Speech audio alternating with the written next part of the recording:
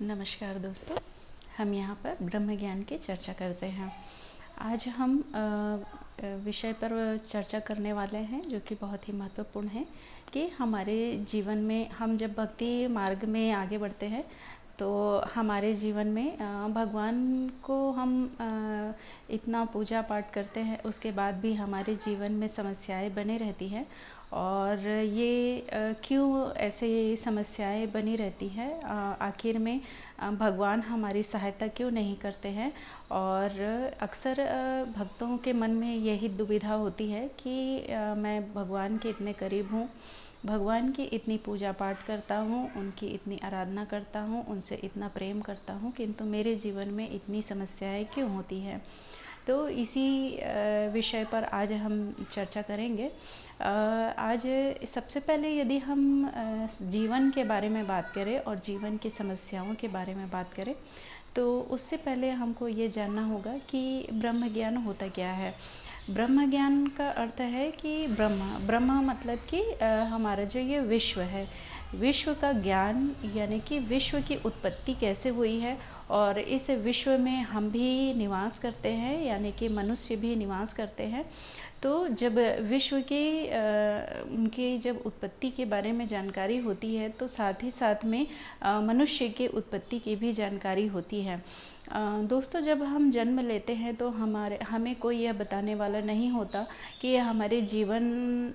का मूल्य क्या है, हम क्यों जन्म लिए हैं, इस धरती पर क्यों आए हैं। हमारे आसपास जो भी चीज़ें जो है, जैसे कि अन्य प्रकृति है, जीव है और सृष्टि है, ये सारी चीज़ें क्यों बनी हैं, इनका क्या अस्तित्व है और ये इनका क्या आगे लक्ष्य है, आगे ये इनका क्या परिणाम होता है। इन चीज़ों के संबंध में कोई भी पुख्ता जानकारी देने में सक्षम नहीं होता है और इसी कारण से जीवन को हम अधूरे ज्ञान के साथ में अंधकार के रूप में जीते रहते हैं। कई लोगों को पूरे ताउम्र ये पता नहीं चल पाता है कि उनका जीवन क्यों चल रहा है और उनके जीवन का लक्ष्य क्या है। वे केवल जो बीच के पड़ाव होते हैं, यानी कि जन्म लेते हैं, बड़े होते हैं, अपनी गृहस्थी चलाते हैं, अपनी जीविका उपार्जन करते हैं और इसके साथ में फिर अपने बाल बच्चों का पालन पोषण करते हैं और फिर अपने जीवन से निवृत्त होकर मृत्यु को प्राप्त होते हैं। मनुष्य इतना ही देख पाता है और इसी कारण से इतने को ही वह अपने जीवन का लक्ष्य बनाकर चलता है। और इन्हीं जो भी जीवन के पड़ाव हैं उनको ही पाने के लिए वो पूरे जीवन भर जद्दोजहद करता रहता है और वास्तविक रूप से जो जीवन का अर्थ होता है, जो मनुष्य जीवन प्राप्त हुआ होता है, उसके लक्ष्य को जान नहीं पाता और ना ही उसे प्राप्त कर पाता है। तो ब्रह्म ज्ञान हमें वही शिक्षा देता है कि किस प्रकार से हमारे विश्व की उत्पत्ति हुई है और किस प्रकार से हमारे जीवन का लक्ष्य है और हमें किस प्रकार से हमें उसे प्राप्त करने का प्रयास करना चाहिए। यही हमारे जीवन का लक्ष्य होता है। अब यदि हम बात करें कि जीवन में समस्याएं क्यों आती हैं, तो दोस्तों, जैसा कि मैंने बताया कि जब हम जन्म लेते हैं तो हमें कोई भी बताने वाला नहीं होता है कि जीवन का लक्ष्य क्या है और हमें अपने जीवन का क्या करना है। और इस कारण से हम हमारे जीवन को जीते रहते हैं। परंतु ये प्रकृति, ये विश्व, यह या कहें जो परम शक्ति है या बोले परम ईश्वर है, परमात्मा है, वो इस जीवन को चलाते हैं। और चूँकि परमेश्वर स्वयं किसी के सामने उपस्थित होकर किसी बात का ज्ञान नहीं दे सकते हैं, तो वह परिस्थितियाँ निर्मित करते हैं, हमारे आसपास ऐसी परिस्थितियाँ निर्मित करते हैं जो कि समस्याएं के रूप में हमारे सामने आती है। समस्याएं हमारे जीवन में इस प्रकार की परिस्थिति निर्मित करती हैं कि जिससे हमें जीवन के जो भी दर्शन है, यानी कि जो भी फिलॉसफी है, जो हमारे दिनचर्या में हम अपने जीवन में सीखते हैं, वही हमारी उन समस्याओं के माध्यम से हम अनुभव कर पाते हैं और उसका ज्ञान हमें हो पाता है। ये अनुभव कराने के लिए ये समस्याएं तरह तरह से हमारे जीवन में आती है और हमें शिक्षा देती है, हमें ज्ञान देती है, हमें अनुभव देती है, और ये अनुभव ही हमें भगवत प्राप्ति की ओर ले जाते हैं। क्योंकि भगवान को मतलब भगवान का ज्ञान होना मतलब उनके बारे में जानकारी होना, उनको अनुभव करना होता है। मनुष्य की दृष्टि में भगवान को देख पाना संभव नहीं होता है, किंतु हम उनको अनुभव करके ही जान सकते हैं, उनका अनुभव कर सकते हैं। और उस अनुभव को कराने के लिए ही छोटी छोटी बड़ी बड़ी समस्याओं के रूप में हमारे सामने परिस्थितियां निर्मित होती है और हमें अनुभव कराती है कि हमारे जीवन के लिए क्या उचित है, क्या अनुचित है, और हमें किस प्रकार से भगवान को प्राप्त कर सकते हैं। दोस्तों, आप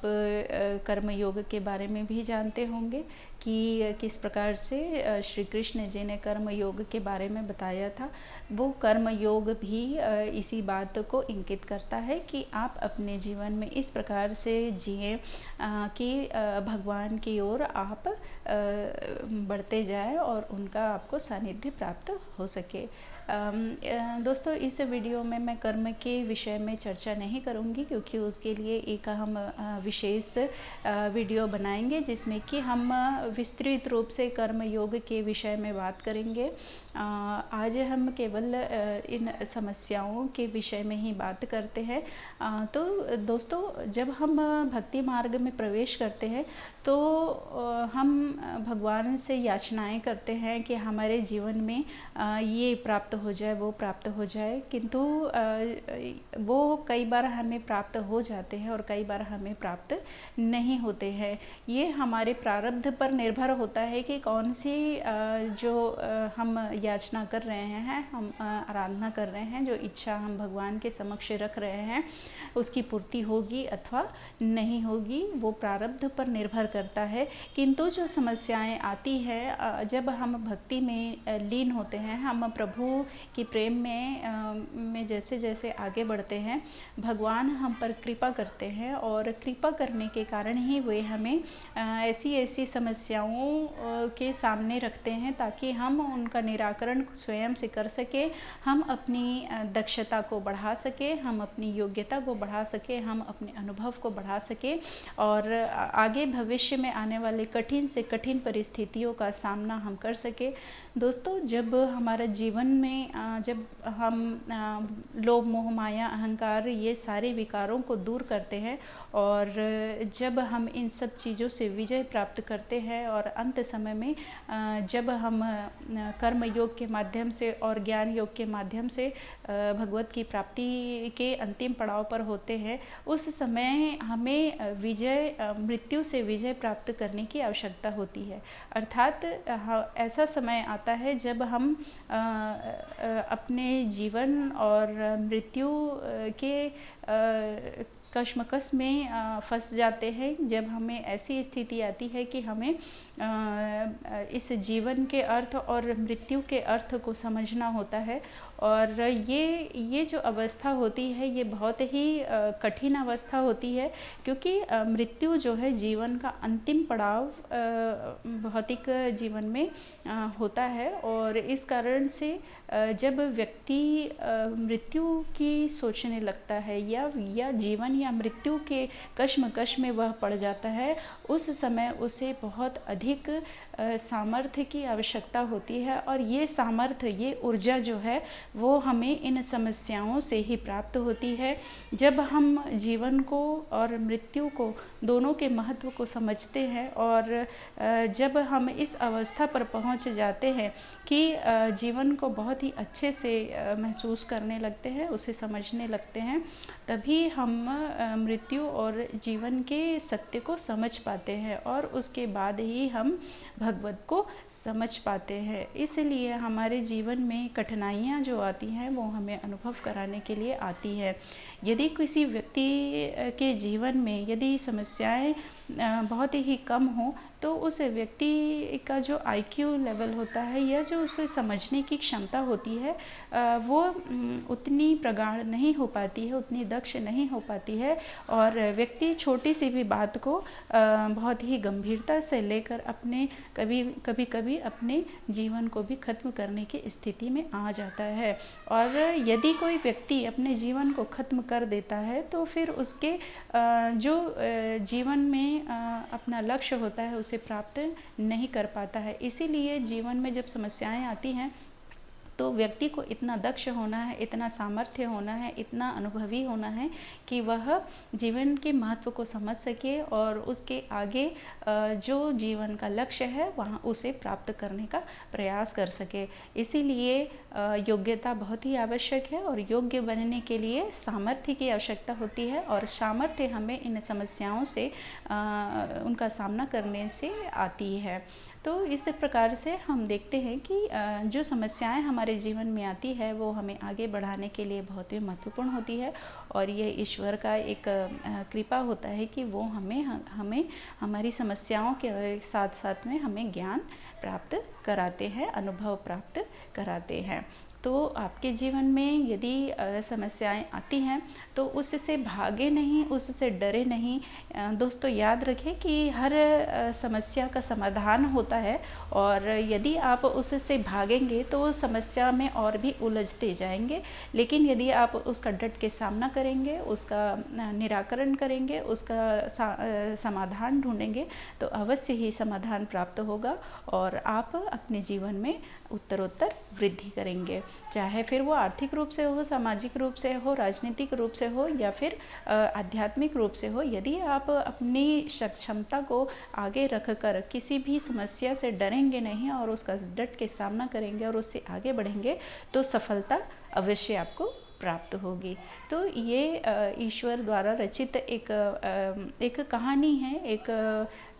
पद्धति है जिसके माध्यम से जीवन हमें अनुभव सिखाती है समस्याओं के माध्यम से। दोस्तों आपने ये पिछले वीडियो में अहंकार के बारे में जाना कि अहंकार क्या होता है। आज हम आगे जानेंगे कि अहंकार से क्रोध क्यों उत्पन्न होता है। दोस्तों क्रोध जो है लोभ मोह माया के बाद ये क्रोध जो है वह एक अवगुण के रूप में हमारे व्यवहार में आता है। जिस व्यक्ति का जितना अहंकार होगा उसका क्रोध उतना ही अधिक होगा। वस्तुतः क्रोध कई कारण हो सकते हैं। कई तो स्वभाव से ही क्रोधी होते हैं। कई व्यक्ति जब वे समाज में विकास करने लगते हैं तो वह अपने आप को महत्वपूर्ण मानने लगते हैं, और या किसी व्यक्ति में जब अच्छाई आती है तो वह एक क्रांतिकारी विचारधारा लेकर आगे विकसित होता है। और जब ये क्रांतिकारी धारा अपने मन में किसी व्यक्ति के आता है तो वह समाज से लड़ने के लिए भी पीछे नहीं हटता। और जब हमारे आसपास जब कोई गलत कार्य होता है तो ऐसा व्यक्ति उसके आसपास होने वाले गलत कार्य को सहन नहीं कर पाता है और उसके मन में क्रोध उत्पन्न होने लगते हैं। अहंकारी व्यक्ति भी अत्यधिक क्रोधी होता है क्योंकि उसे अपने अहंकार के कारण से मैं की भावना इतनी प्रगाढ़ हो जाती है कि कोई भी व्यक्ति यदि उसके किसी भी प्रकार के कोई दोष या गुण या किसी कार्य को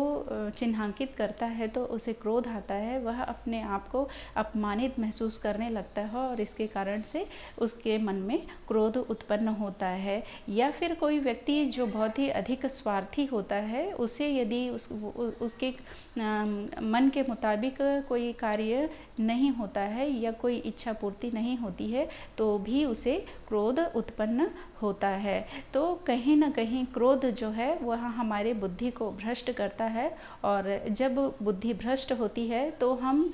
छोटे से छोटे बातों का डिसीज़न नहीं ले पाते हैं, और फैसला नहीं ले पाने के कारण से गलत कार्य करते हैं। और कहीं न कहीं जिस प्रकार से अहंकार हमें